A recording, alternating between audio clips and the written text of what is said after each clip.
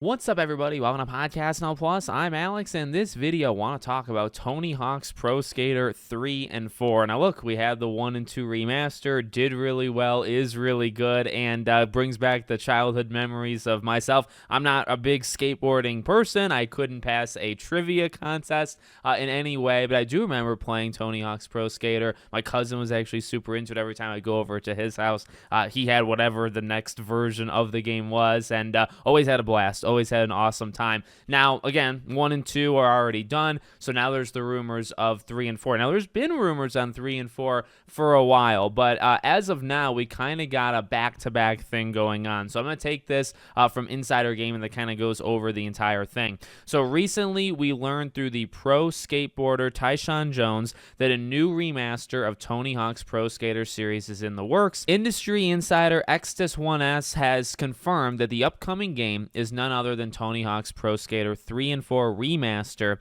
and it might be released sooner than we think. He posted on his YouTube in which he confirmed that Jones's information is accurate and that a Tony Hawk's Pro Skater 3 and 4 remaster is in the works. It's internally referred to as Project Chicago at Microsoft and will be ready to be released by June of 2025. He says that the game will be shadow dropped after the Xbox Summer Showcase presentation. And now, one other interesting thing to throw in, right? So you literally have a skateboarder talking about it, and so that's kind of, and he literally said, by the way, that like he's in a remastered game. I think he literally used the word remastered.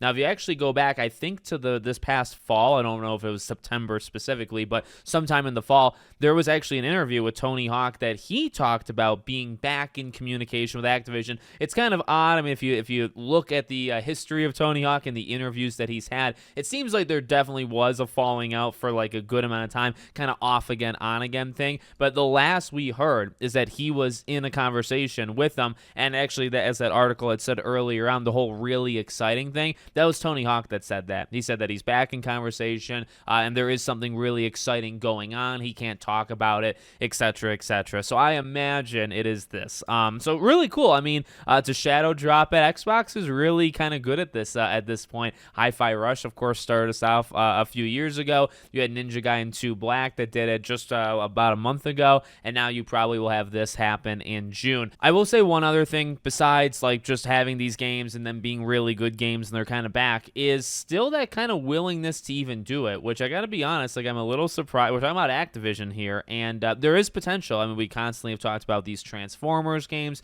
You look back at Activision's kind of like mid to late 2000s, even early 2010s.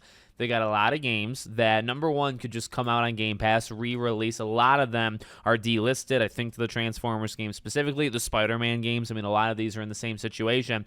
They could go on Game Pass, they could re-release, they could get remasters. You have potential with Tony Hawk's cool, and I'm up for it, and I think it's a good idea and all that jazz.